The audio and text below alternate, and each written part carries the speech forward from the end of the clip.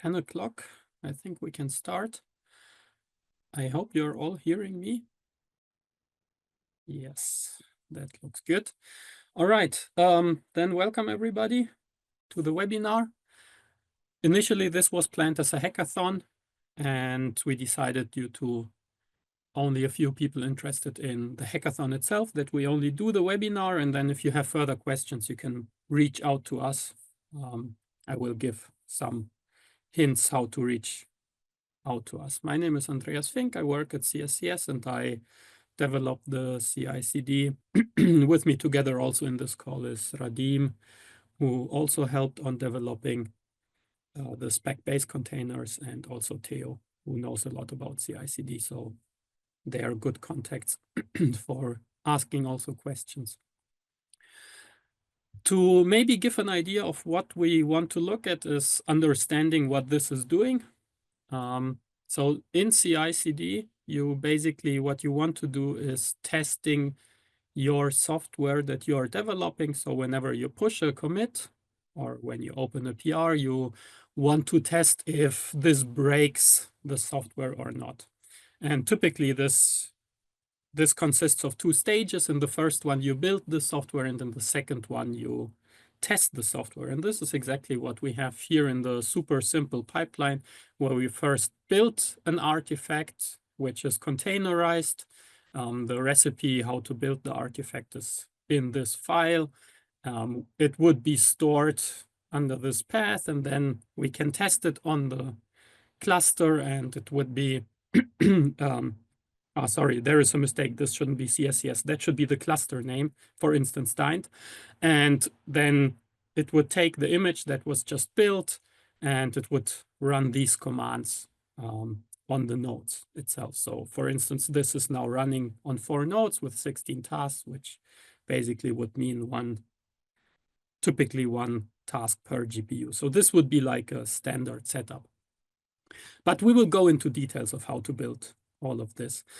For you to understand what the CI/CD architecture looks like, is that you are living on the left-hand side while the CSCS implementation is on the right-hand side. And you have your public repository, which can be a GitHub repository, it can be a GitLab repository, it can be a Bitbucket repository. And this is also where your code lives, and this is also the repository with which you will interact. So the first step is to register the project. If you haven't done that yet, you need to open a ticket and ask what the URL of your repository is. If you have already, then you probably have that set up. Then in the second step, you basically have a CI setup page. We will go into that, how that looks like, and you configure when your pipeline should run. And you also need to configure in your repository a webhook. So in your repository, you would need to go to the administration settings and set up a webhook. And this is basically the driving force. So whenever you do a change in your repository, this will trigger an event. And these events are push events, pull request events, things like pull request has been updated, a comment has been dropped. And then there is this software, which we call the middleware, and this reacts to these events and triggers different actions then. One of the actions is that it takes the code in your repository and it will create a mirror repository in GitLab. So there will be not exactly a mirror, but it's an implementation detail, and your code will also be on gitlab.com. And this is where the runners that we are using at CSCS are connected to. So this is basically how your code now can interact with the runners that we have at CSCS.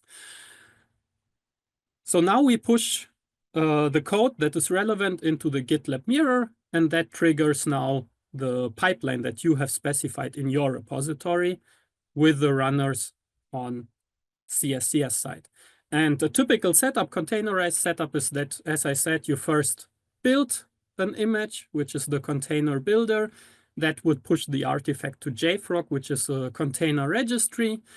And then in the second step, you would run your job, and this is being submitted to the clusters. So Santis, Clarid, and Dined Eiger depending on to which you have access. You might have maybe only access to Dint and Eiger or just Dint. You can then dispatch to these clusters. And this is done with FirecREST, which is basically a REST interface to submit jobs to our clusters. And yeah, maybe back to this, you see that there is nothing that in any form shows how this is being submitted, because this is implemented in this runner and you do not have to care too much that it is being submitted with FirecREST. So just for your information is that the code will also be on gitlab.com. Typically that is hopefully not a problem, especially not for open source projects. And the visibility in gitlab.com will be private if your project is private. So we are not breaking the private flag, but you need to know that it is now also in gitlab.com and not only in where you stored it initially. Some useful links, and we will share the slides with you later, is the CSCS CI documentation itself, which currently is still on the knowledge base, so Confluence. This will move to the new documentation, but it's not fully ported yet. Then, since we are leveraging GitLab, of course, the GitLab CI documentation itself is basically the reference documentation of how to use it. Two important links is which variables are defined by default and how to write the CI YAML file. If you want to reach out to us, I would suggest the easiest is to use the CSCS user Slack space. If you are not registered yet, feel free to do so. And we have a CI/CD channel there. Please contact us there if you have any questions. We can also have a short call with screen sharing and we can help you there. Otherwise, if you prefer opening a ticket, please feel free to do so, to open a ticket with the questions that you have and things that don't work. As I said, getting access for CI/CD means that if you have not registered yet, you need to open a service desk ticket to ask for the URL that you want to have registered. We will register the project for you and we will send you an email with the webhook secret, which is basically from this architecture. Whenever a webhook is sent, this is being signed with a webhook secret and the middleware shares the same secret as what you set up here. So that's how the security is there, that not everybody can just send fake events there.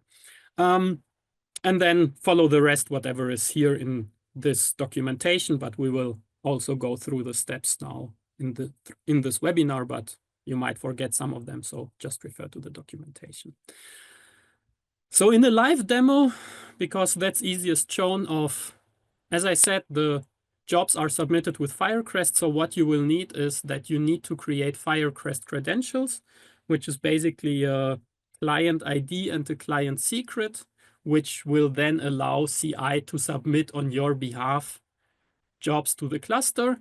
And then we will go through the CI setup page. So let's start with the developer CSCS. I will make this smaller. And then let's go to this page.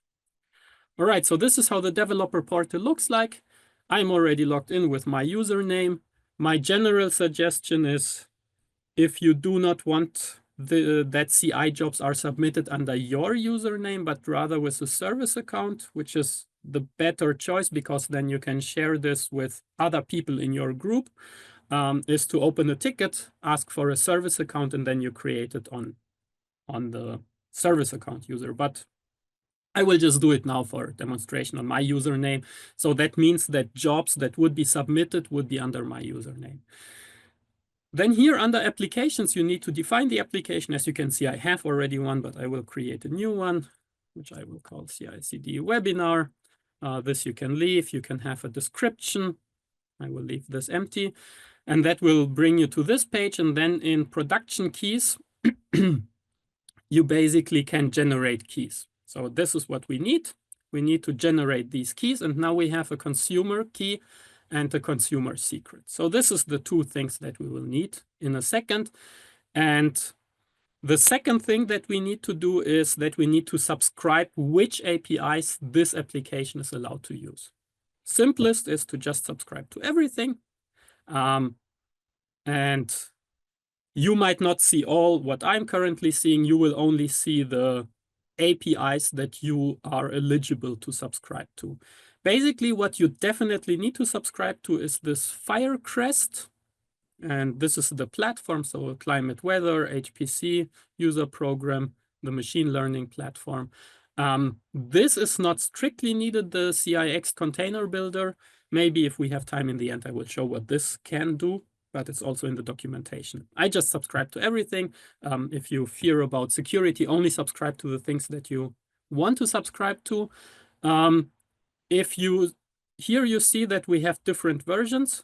If you have the chance in your platform, like for instance, climate and weather, subscribe to both versions. Right now we are submitting under version 1, but in the background, we plan to switch at some point to version 2. So if you don't want your pipeline to break, subscribe already to version 2. And then at some point, we are making the switch in the background. We will, of course, inform you. For instance, here, the machine learning platform only has version 1 currently deployed. So now we have subscribed to the APIs. We have an application, and we have the consumer secret. So the second thing that we need to do is then go to the CI setup page, which is this one. And it looks like this. So this is all the projects that are registered for me personally. Again, I'm logged in as Anfink, and as an example, this is like my test project, which I usually use.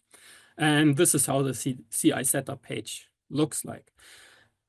So you will have a repository ID.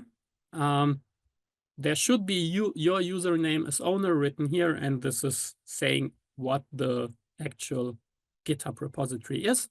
Under Webhook setup details, we will look into this in a second. So the first thing we want to do is telling who else has access to this project. In my example, test project, I have my colleague who has also admin permission, so he can see this page, he can edit it.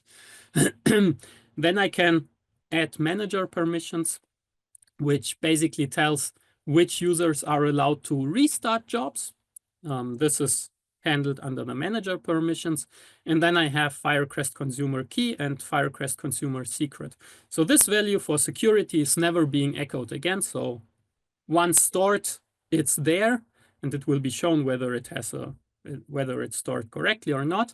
The consumer key is still shown because then you can go back to the developer portal and see if this is the right thing. So what you would need to do is basically copy these two values and store them, right? Here the consumer key and here the consumer secret. So you would just copy this guy and would paste it. And then you need to save this. And as I said, it's not being echoed, but it has been changed, right? So this is not the new consumer key, this is the consumer secret. Then, as you might know, the accounting is always on the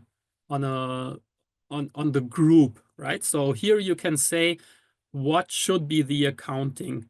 So where should this be built to? In my case, this is the Jenkins SL, which is a project that has some node hours allocated for CI testing. And then, of course, which I didn't go into, is this small little triangles. You can typically expand it and it will give you hints of what this means. So you don't have to go back and forth between documentation. Typically, it's self-documented what each of these keys means.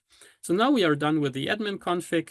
So now we can go to the global config, which applies to all pipelines. So this tells how do you want to name it. Not really much information, more information. If you have a private project, then you have to go through a second step, which basically means now the middleware, if you remember the architecture diagram that I had here. So the middleware needs to somehow fetch the code from your repository. So this is how this is why you need to add this SSH deploy key to your repository. Again, this will guide you, so it will tell you directly where to do this. So you just copy this link, you go to your repository, and then basically this just means copy and paste this value, and that's it. Notification token. So this is a crucial part. Again, this will not be echoed once it's set, and you will see if the notification token is valid or not. This is basically telling once the pipeline has started, so now it's running in GitLab, but now on the GitHub side, assuming that you have a GitHub project like me here, needs to be informed that the pipeline has started. And this is what the notification token is used for. Again, this will show you how to generate it and what to do. And now we come to the security of who can run pipelines and when are pipelines running. So who can run pipelines is the trusted users. So this is now GitHub usernames and not CSCS usernames. This is important, right? Because the webhook event is being triggered from GitHub. So we only know the GitHub usernames, and there is no correlation between a CSCS username and the GitHub username. So I could add more people, but for my setup, I only trust myself that I can start pipelines, and I am a trusted user. And that basically means that that if I write a comment, which is like CSCS CI run, and then a pipeline would start because I'm a trusted user and I dropped a comment to actually run a pipeline. The second case, how a pipeline can be started, is that we want to test a push event on some branches. I have set it up for main. So now somebody comes to the repository, pushes a change to main. This will trigger a pipeline. This is not limited to the trusted users anymore, because the mental model of why this is triggering a pipeline is you give write permissions in your repository. So whoever has write permissions in that repository and can push to the CI-enabled branches is already by default a trusted user and doesn't need to be here explicitly mentioned. So this is for if you want to run with a comment. This is for if you want to enable branch testing. And then, of course, if you have a public project, people could just fork your repository and trigger something, open a PR. And if you have, for instance, set up that you want to test the main branch and somebody opens a PR, which is targeting the main branch, then this will also be automatically triggering a pipeline if it is inside the same repository or if it is coming from a fork of a trusted user. So that's the cases when pipelines are triggered. You can inject additional variables into your pipelines if you want to. So as I said, this is the global config and applies to all pipelines. So these variables would be injected to every pipeline. So now I have, in my project, I have 3 pipelines: pipeline P100, pipeline default, pipeline base image. So the difference is naming what's the entry point. So this is where the CI YAML config is. You could override the trusted users and the CI enabled branches. You could run it in a cron schedule. So that means regularly running a pipeline, daily, weekly, monthly, whatever you want. And you can tell if PRs are automatically triggered or not. As I said, if it is coming from a trusted user, it would by default trigger the CI pipeline. So this is typically set to true, but you can disable it and then only a comment would start a pipeline in a PR. And same for pipeline default, different entry points. So basically what differentiates the pipelines is that you would have different entry points. Right.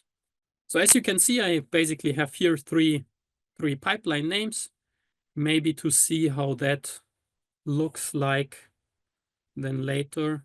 Yes, we can maybe go to the project, github.com/Andreas/docker/jfrog, just for fun. I have a few pipelines here, right? And let's go to one PR.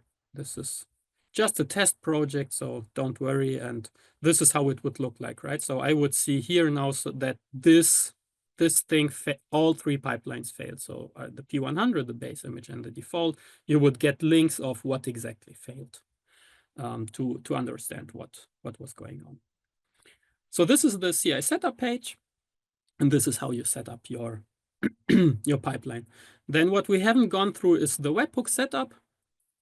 This is what I said is here, right? So I would need to go to this project. Let's do it here where I'm logged into to my GitHub project, and it would tell you setting up the webhook. You would need to go to add webhook. Of course, this is already set up, so let's just go into the edit mode of this.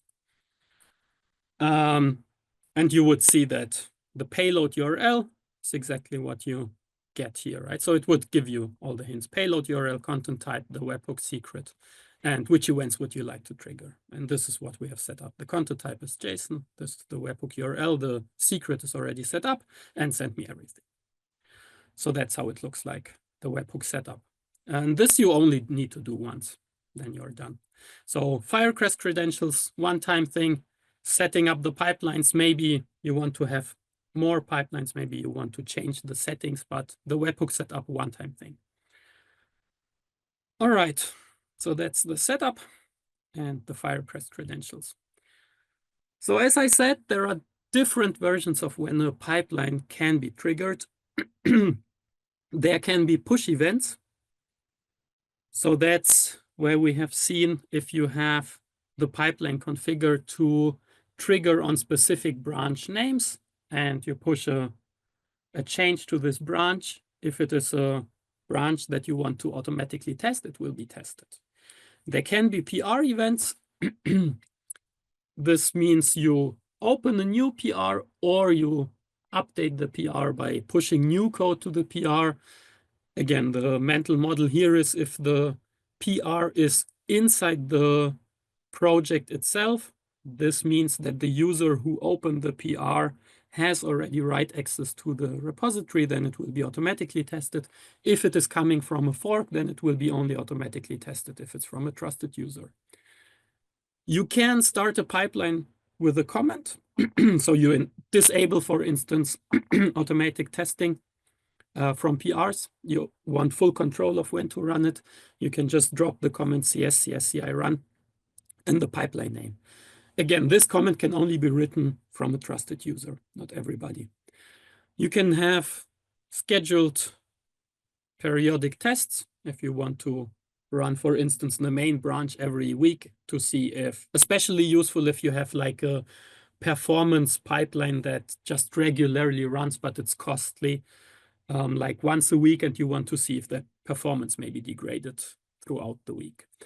And you have an API endpoint to which you can basically send an event and say exactly, I want to trigger my pipeline for this PR or for this branch, where you can have some automated own website or whatever you want, like a Python script that you share maybe with people who you trust that they should be allowed to trigger pipelines. So many different things. Some are automatically by events from the repository, some are more on the programmatic side.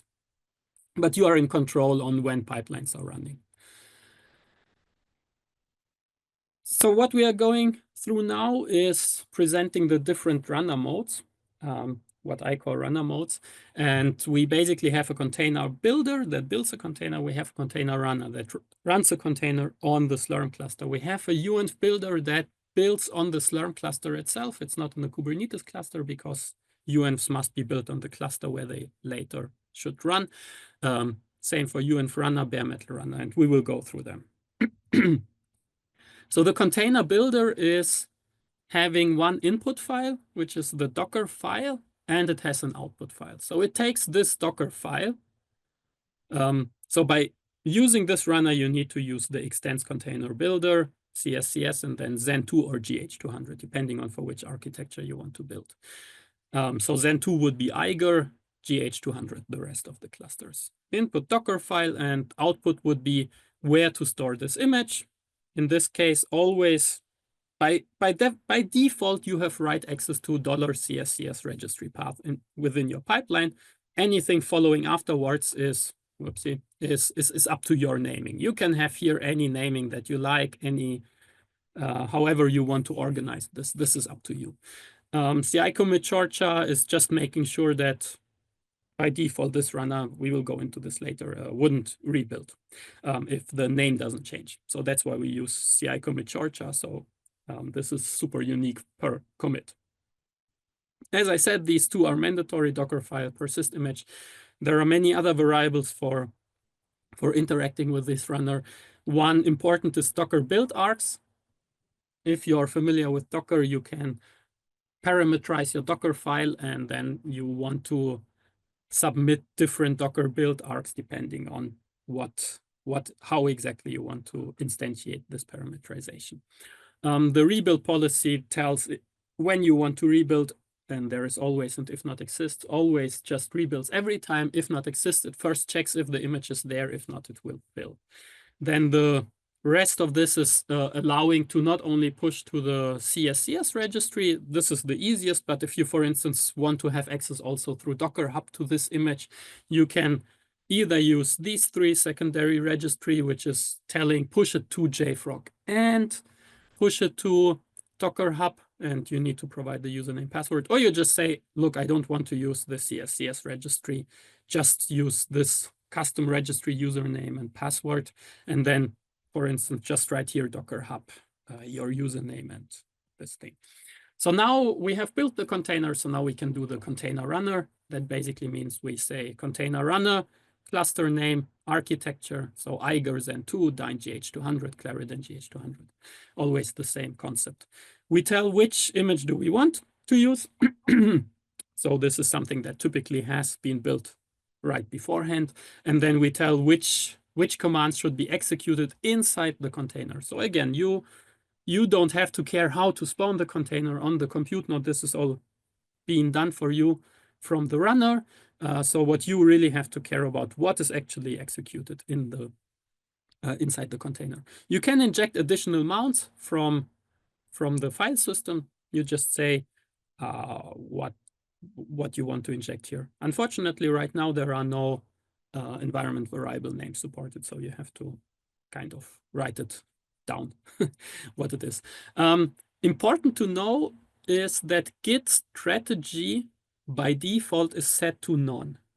That means that you will not, so typically every runner fetches the code from Git, and your working directory will be the fetched source code from Git. In the container runner, we basically tell, look, it's often not necessary to fetch the source code because the container has been prepared already and has all the dependencies in it. So there is no need to fetch the source code again. So that's why we set it to none.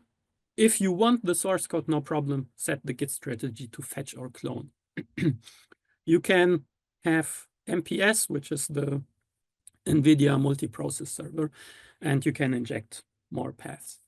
UENV Builder, similar to Container Builder, but now you're building a UENV.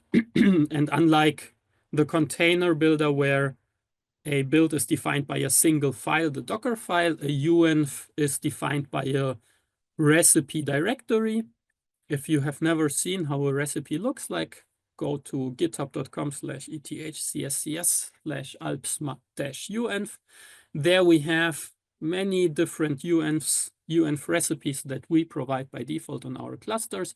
You can take one that matches closest to what you actually want, modify it a little bit. Should be fairly simple by adding new applications there. So the recipe mandatory is the directory of the recipe. The name is how you want to name it. For instance, we would name it prikenv GNU, which is the programming environment GNU. I have named it here my UENV. You give it a version. You can, whatever is semantically useful for you.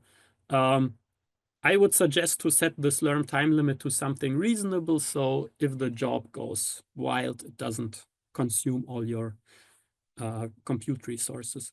By default, the build artifacts are being cached, so it's using Spec, and we are using a Spec cache.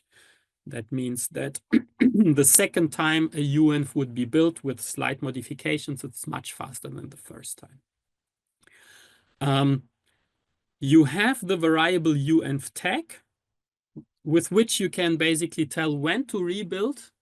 So again, the UENV builder would only rebuild if UENV name, UENV version, and UENV tag, if all three together build a new unique name. If that has been built already, it would just say, look, this has been built already, not going to do anything. You can either control with the UENV tag yourself very explicitly in your source code when you want to trigger a new rebuild, or you just leave it empty and then the tag will be automatically derived from whatever the files in UENV recipe are telling, right? So there are a couple of files. We just take the files, we build a hash from these files, and then we use this as the tag. Then UENV runner, same as to container runner, but now you're running with the UENV. So you basically say UENV runner cluster. Here you say which UENV do you want. So this basically corresponds to this one, right? So here I don't have a UENV tag. So what the runner is doing, it is taking this hash, which is not known what exactly it will be, but what it will offer as a second naming of this is that it will tell you, okay, with this hash, it's also exposed with $CI pipeline ID, which is unique in your pipeline ID. So you can refer to the image under this name if you have automatic naming. And then which commands should be executed inside this UENV. So the runner will go for you. It will fetch the UENV. It will spawn the UENV, and it will execute these commands with the UENV mounted. If you have been using UENVs, then with UENV view, this is the UENV that this is the view that will be loaded by default. You can use either a view that exposes the full UENV, or you can use modules and then you can just do module load, whatever you need. Again, CSCS, CUDA, MPS if you need to run with the MPS server. Then the bare metal runner, this one doesn't provide you anything helpful besides giving you bare metal access to the system. So you use bare metal runner .gh 200. Then you can use your srun commands as you want. So this is mostly useful if you want to be in control of that you have different applications, that you want one to spawn with 2 tasks, one to spawn with 4 tasks, right? So this is first allocating 2 nodes, and then you run first application with 2, second application with 4 tasks. Again, use Slurm time limit wisely to not let the job run too long if anything goes wrong. So this is super similar from what you're used from SBatch. Pretty much this CI job description translates to this SBatch script. So we just have 2 nodes, 1 hour time limit, and then these 3 commands are added here.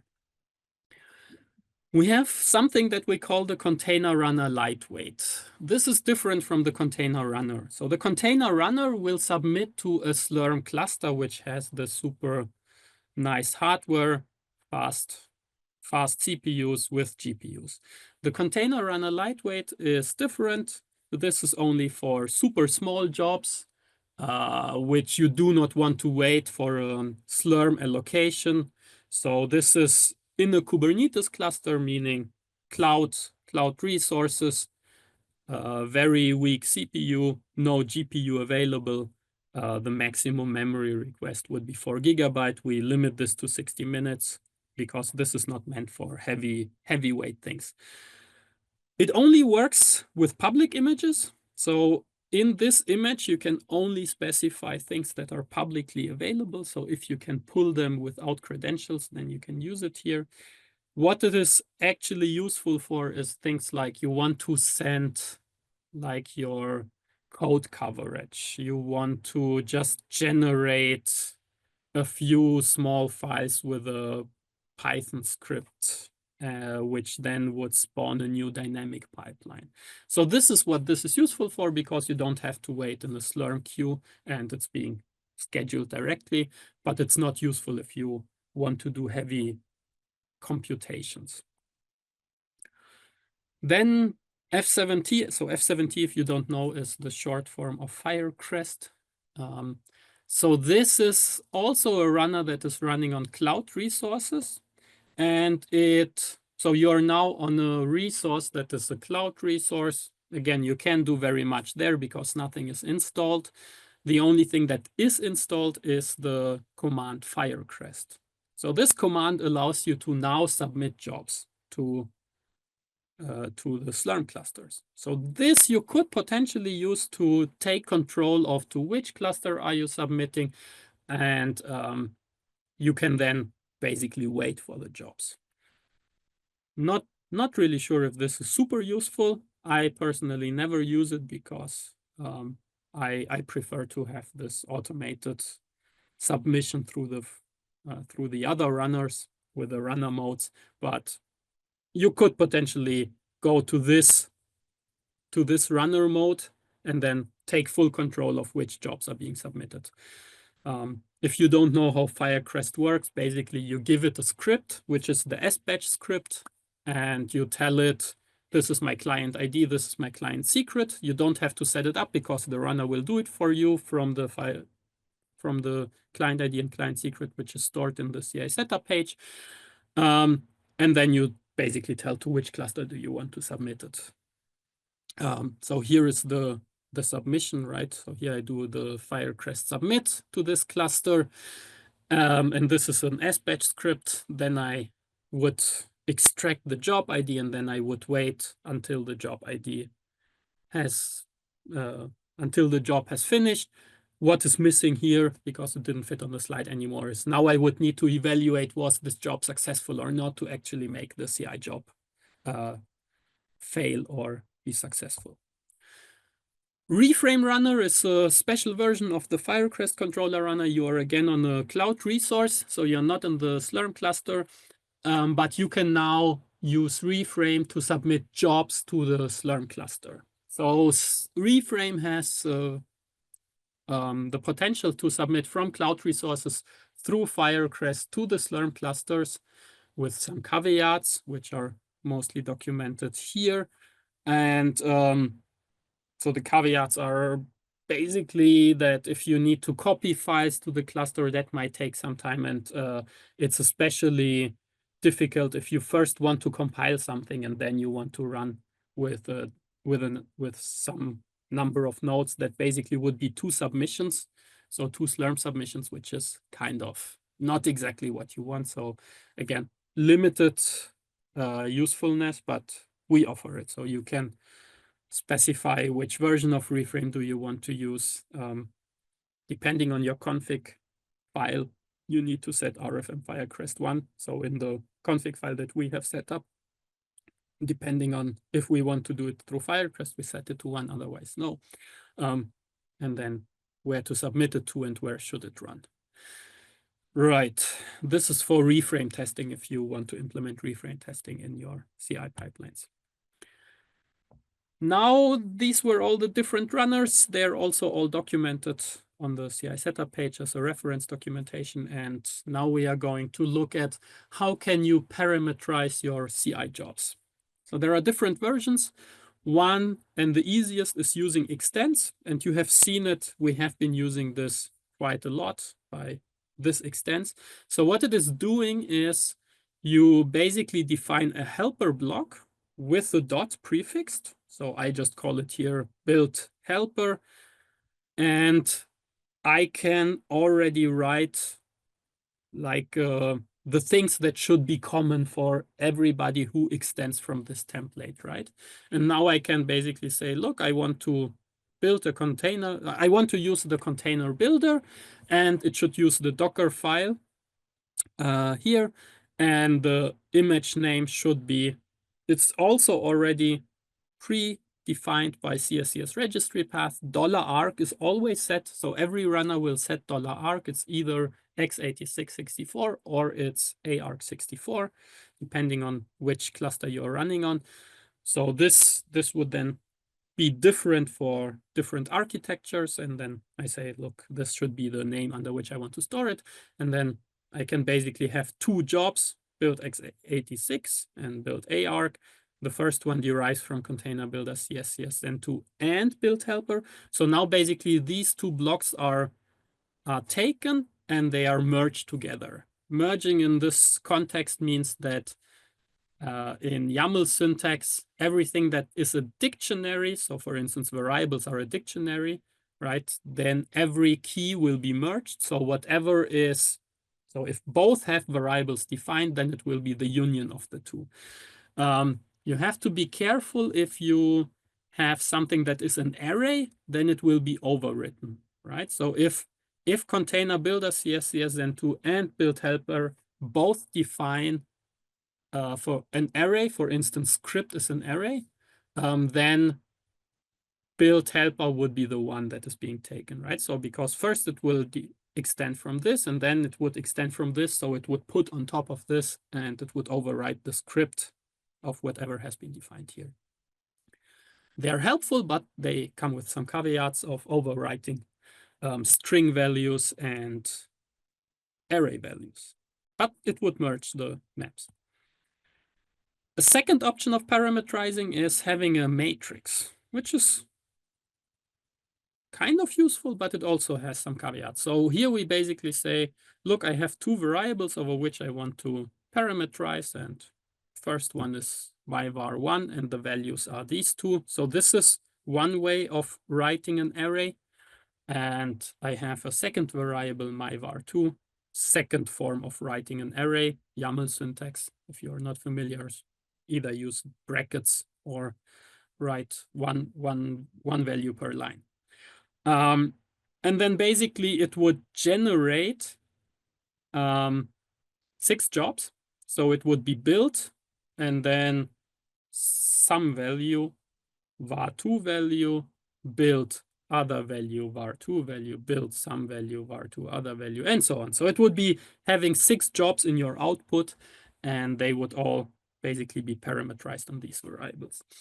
It's useful if you do not work with artifacts. If you're working with artifacts and you have like follow-up jobs that need different artifacts depending on this parameterization, this is difficult because the needs keyword unfortunately doesn't work, and there is an open issue in GitLab since long time ago, and yeah, it's a little bit limited in this use case then. The most generic way of parameterizing is using dynamic child pipelines. And that is basically you have one job that is generating a YAML file, which in itself is a fully valid CI YAML file, right? So at runtime, you can make decisions, whatever this is based upon, maybe injected variables or whatever. You generate a YAML that by itself would be a fully valid CI pipeline. You export it in the artifact, and then you have a trigger job that takes this file, and it would trigger a full new pipeline based on this file. This is useful if you want to write very dynamic pipelines where depending on the jobs, depending on the variables that are injected, it would do different things. So something that cannot be expressed in the static YAML syntax. This is useful for this.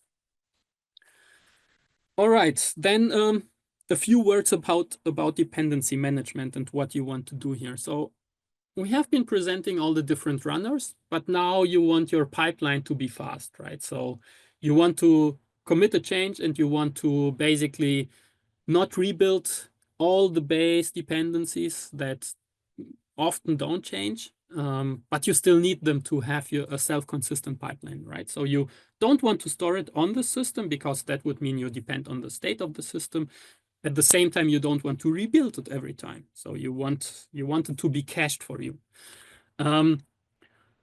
So one way in the containerized and UENV setup, one way to do this is what I have been talking already here a little bit, but let's show it here again more explicitly. So both runners, so the UENV Builder and the Container Builder, support by inspecting if the artifact has been already deployed under a specific name. And if it has been deployed, it will not rebuild unless instructed to always rebuild. So this way you can make sure that if your file name didn't change of the artifact, then it will not be rebuilt. And that's how you do it, right?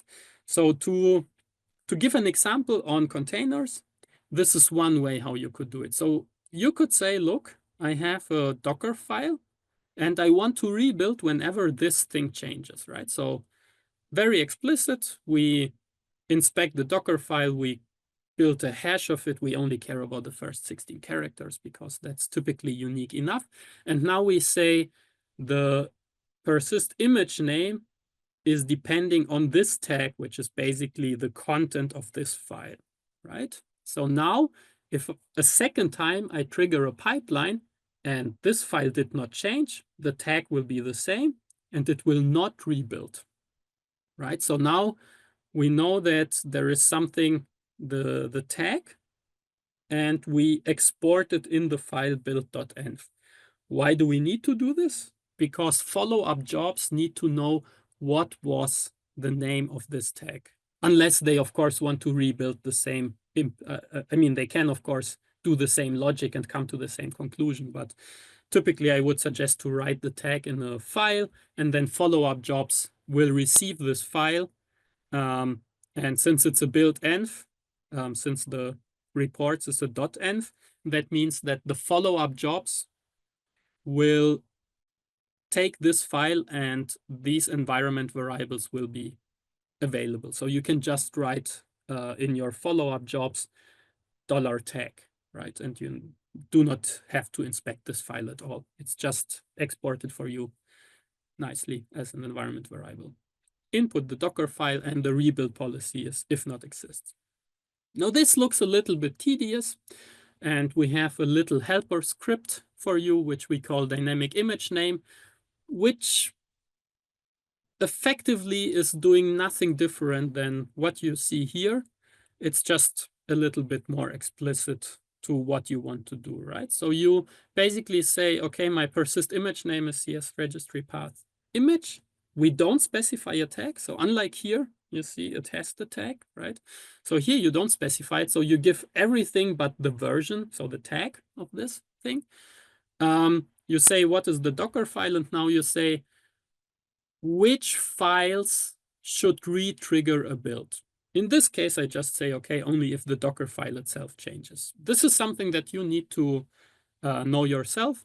What makes your container a unique artifact? So which files should be looked at, and if they change, it should also trigger a change. So that's something that only you know. That's why you need to expose the full set of the files that should be here. Effectively, it's not doing anything different than this block, right? So now in watch file changes, we have the files. So basically, we do exactly this, right? So we inspect all the files that we should care about. We build a hash of all these files, and then we set the persist image name with the tag. And we would export by default base_image what the name of this base image is. And then in follow-up jobs, you could use base_image documented in the CI setup, in the CI documentation. Now you can also have build arguments, as I said. So they also parameterize the build, and you basically want to also have a different, so you want to re-trigger a new build if you change the build arguments. My suggestion is to not put the build arguments in the tag itself. So I wouldn't put it in here to inspect it here and build the hash on top of it. I would actually just use it as part of the path where the image is stored, because it's more explicit and easier to follow what it is. But both works, both would rebuild only if the arguments have changed. Yeah, it's up to you what you want. So then you basically have files on which you want to re-trigger, and you have build arguments on which you want to re-trigger. So if I would change here the Python version to 3.13, to test with the newest Python, then of course the path would have changed because now the base path is already different, so the artifact doesn't exist yet, and it would re-trigger a build. Same concept for UENV. I didn't go into the details. You don't have to care too much on UENVs. That's why I didn't show it here, because a UENV directory defines the full recipe, right? And there are no outside factors or build arguments that would go into the building of a UENV. That's why we know that the file changes that we need to watch for are the ones in the UENV recipe directory. So that's why it's automatically there. It's a little bit less flexible as Docker files. So now with Docker files, we basically have two architectures, x86 and ARC. And if you want to have one single container image at the end that is composed of both architectures, which makes it easier to share it with users on any architecture, there is a helper block that takes two inputs. It's the x86 and the ARC image, and it has an output, which is the multi-architecture image. So it takes the two images that are architecture specific, and it outputs one image. Then depending on from which architecture you pull it, it will use the correct one. So these are the two inputs. This is the output name. All right, then for containerized setups, you always start with a question, what should be my base container from which I start with? It could be just a plain CUDA, just a plain Ubuntu container for CPU only Eiger. It could be an NVIDIA container if you want to use CUDA. But what we offer for you is basically a base image with a pre-installed CUDA if you want to build for a Grasshopper 200, or if you want to build for Eiger, it's basically just an Ubuntu with Spec inside. So there is Spec already cloned for you at a specific version, and it has some helper scripts to make use of Spec in a very easy way. So basically, there is something that we call Spec install helper, which takes a target. So the target is the machine for which you want to build. Alps Grasshopper 200, Alps Zen 2. Maybe later there will also be MI 200s and MI 300s. And then you just specify the spec names of the packages that you want to install. Here you can have variants and whatnot. If you have been using Spec, every argument by itself must be a valid spec. And that's what it will install for you. What you do not see in this list is the MPI that should be installed, because this is again handled by the Spec install helper. We will install the MPI that we know works best for the system. So this is somewhat hidden in this target, what MPI should be installed. Right, this is like how the Docker file then would look like. So we derive from this base container that we provide from you. In this case, it's on GitHub container registry, but there is the same artifact also in JFrog. So if you want to test at home, use the GitHub container registry, because you can reach it, while JFrog is faster if you move it to a CI pipeline, because this is then in the same network. So we first build and we install all the packages, and then we basically slim down the container. So the runtime container is not too big. So we have Spec build, which has a base image plus Spec in it. And we have something that we call Spec Runtime, which doesn't have the Spec install anymore. So now we have basically just the base image, still with CUDA, of course. And we copy all the artifacts that were built in the first stage from the base container. So you don't have to worry what is here. It's always the same. And some versions of Spec are a little bit weird. So there is a fixed Spec install, just call it, and it will fix the weird issues that we have found with Spec. Sometimes it's just an empty script. Sometimes, depending on the Spec version, it has to do a few steps. All right. So the images that we built in the CI pipeline, at some point you want to share them, right? So this is the CD component of the CI/CD. So you basically want to decide, okay, now I want to deploy it somewhere. And there are different options for this. An easy one is that you can push your artifact in a subdirectory named public. So you have $CSCS registry slash whatever you want, slash public, slash whatever you want. And then this can be pulled inside CSCS network without credentials. That works fine if you only want to share it within CSCS. It doesn't work if you want to share it outside of CSCS. If you want to share it outside of CSCS, you can use this secondary registry, which pushes to our CSCS registry JFrog, but also to a second one. So now you have basically 2 times the same image in 2 different places. So this would be like Docker Hub, Quay.io, whatever you want. GitHub container registry, as you've seen, we are using that one also. And of course, always keep in mind, if you push something into public, everybody can pull it without credentials. So don't push anything that has sensitive information, because that's not a good idea. But as a side note, never store anything, any sensitive informations in a container image, because if you know the container world, then these sensitive informations, they leak everywhere. So yeah, you should avoid this. Maybe once again, going through a full containerized CI example with a Spec-based container.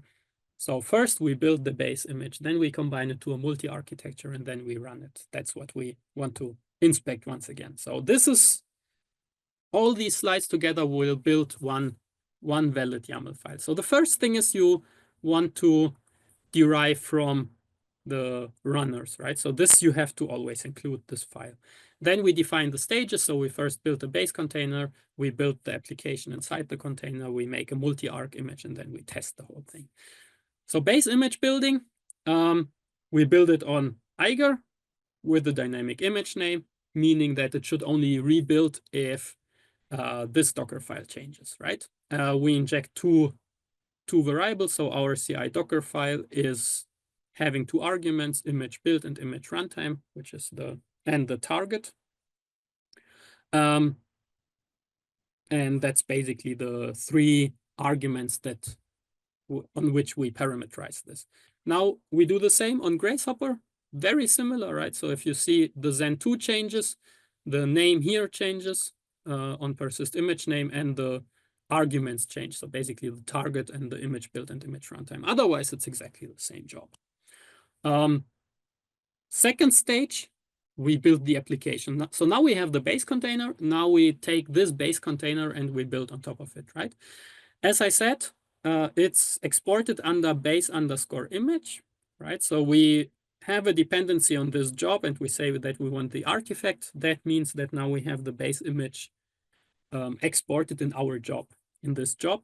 And we have a different needs here, which is the ARC64 job, the base image job. So now the base image here would be a different value.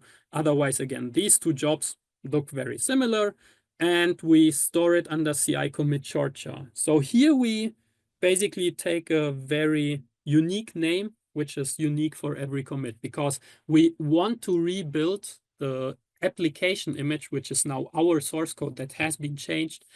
So we always want to rebuild this thing. But we always start with the base image that has been built in the previous stage. Then we combine all of this. So we take the 2 input images, x86 and ARC64, and we push it under one unique name. And now we run the same thing, right? So now we do the running on Eiger.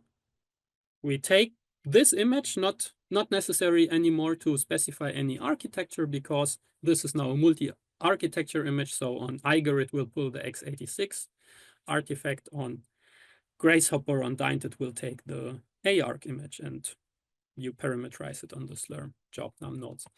And this is how it would look like if you would look at the pipeline.